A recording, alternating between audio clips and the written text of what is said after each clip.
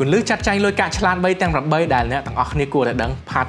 2 ទី 5 កំណត់គោលដៅនៃការសន្សំដោយមានគោលដៅពិតប្រាកដថាយើងចង់ទិញអីគេឬក៏ប្រើប្រាស់អីគេឲ្យប្រាកដដូចជាទិញម៉ូតូឬក៏បង់ថ្លៃការសិក្សាជាដើមកុំចេះតែសន្សំដោយអត់មានគោលដៅថាយើងចង់ទិញអីគេឲ្យប្រាកដ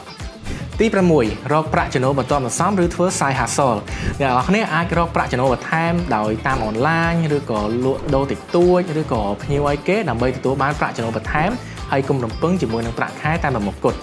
ទី 7 រៀនយល់ដឹងអំពីឥណទានឬ credit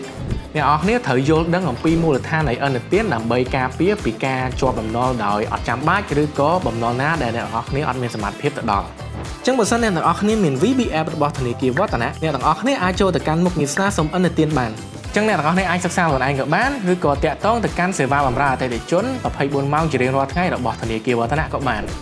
ទី 8 វិនិយោគលើខ្លួនឯងចាប់ផ្ដើមអភិវឌ្ឍខ្លួនដោយការរៀនបន្ថែមដូចជាអានសៀវភៅការស្ម័គ្រចិត្តឬការធ្វើហាត់ការផ្សេងៗអញ្ចឹងសរុបឲ្យខ្លីៗមកការចេះចាត់ចែងលុយកាក់ពីក្មេងហ្នឹងពិតជាសំខាន់សម្រាប់អនាគតអ្នកនរគ្នាមែនទែនអ្នកនរគ្នាអាចសាកនៅ tip ដែលខ្ញុំបានចែកម្លែកមុនហ្នឹងទៅហើយយើងជួបគ្នានៅវីដេអូក្រោយៗទៀតបាយបាយ VBN ងាយស្រួលសម្រាប់ជីវិតប្រចាំថ្ងៃ